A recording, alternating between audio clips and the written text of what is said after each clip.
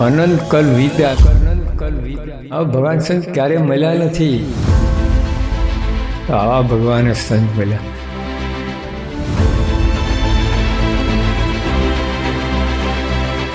અને ભગવાનમાં સર્વોપરી ભગવાન, અનંત અનંત અનંત કોટી બ્રહ્માંડના ભગવાન. આ પ્રાપ્તિની વાત વિચારવી, બીજા બધા વિચાર કર્યા કરતા. આપણે તો મારા કરીએ, આ કરીએ, રાજીપો છે એમાં, સેવા કરો રાજીપો છે, પૂજા કરીએ, સત્સંગ કરીએ, પણ આ રાજીપો જુદો. તો કરવાનો આ પ્રાપ્તિનો વિચાર કરો, પ્રાપ્તિ સમજો, કોણ મળ્યા છે, શું મળ્યું છે, એનાથી જીવમાં બળ આવશે.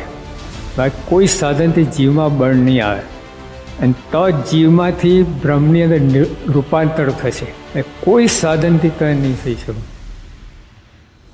પ્રાપ્તિનો વિચાર પરમ પૂજ્ય મહંત સ્વામી મહારાજની અંતરની રુચિ છે. સ્વામીશ્રીએ નવા વર્ષે તમામ BAPSના આશ્રિતો માટે આશીર્વાદ પત્રમાં લખ્યું કે રોજ ખટકો રાખી નિયમિતપણે 15 મિનિટ પ્રાપ્તિનો વિચાર કરવો.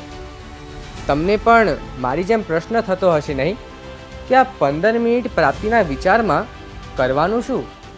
તો તેના સમાધાન માટે આપણા સૌ માટે ખૂબ સુંદર આયોજન થયું છે.